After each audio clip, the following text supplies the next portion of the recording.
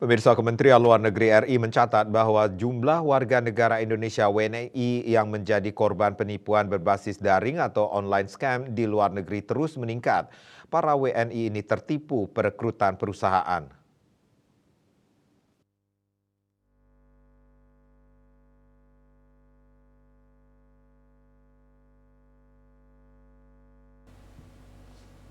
Direktur Pelindungan WNI dan BHI Kemlu RI, Juda Nugraha mengungkapkan bahwa pada 2022 tercatat 1.185 WNI yang menjadi korban perusahaan daring.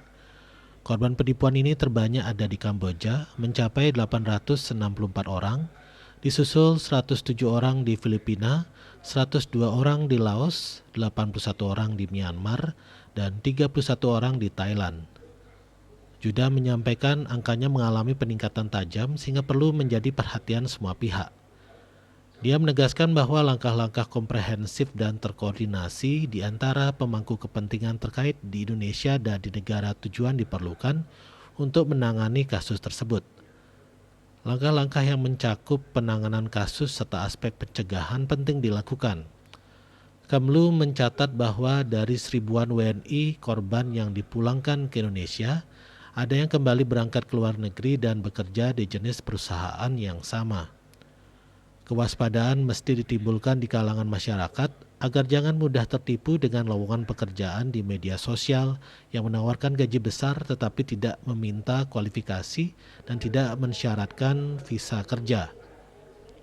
Dipahami motif ekonomi untuk mencari pekerjaan dan penghidupan yang bagus, tetapi jika sudah tahu dan mendeteksi ini akan jadi masalah, janganlah berangkat. Dia memaparkan bahwa ada perbedaan antara para korban online scam dengan kalangan WNI yang mengincar pekerjaan informal secara ilegal di Malaysia yang hanya dengan berbekal keahlian rendah, misalnya sebagai penata laksana rumah tangga PLRT. Para korban perusahaan penipuan daring umumnya memiliki latar belakang pendidikan yang bagus dan dari kalangan ekonomi berada. Mereka juga berasal dari kota-kota besar seperti Jakarta dan kota-kota di Sumatera Utara, Kalimantan Barat, dan Sulawesi Utara.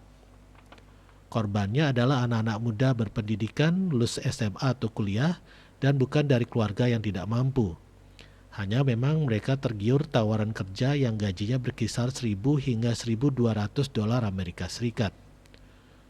Guna meminimalisasi angka kasus penipuan perusahaan online, pemerintah Indonesia terus mengupayakan langkah-langkah pencegahan dan penindakan di dalam negeri maupun di negara-negara tujuan. Juda menegaskan bahwa calo yang memberangkatkan WNI ke luar negeri harus ditangkap dan dituntut karena telah melanggar UU nomor 18 tahun 2017 tentang perlindungan pekerja migran dan UU nomor 21 tahun 2007 tentang pemberantasan tindak pidana perdagangan orang. Indonesia juga mendorong negara tujuan untuk melakukan tindakan terhadap perusahaan-perusahaan yang mengerjakan para WNI. Pemerintah juga memastikan perlindungan terhadap korban dengan menangani kasus secepatnya serta memfasilitasi proses rehabilitasi dan reintegrasi kepada para korban WNI yang dipulangkan dari luar negeri. Bali Post melaporkan.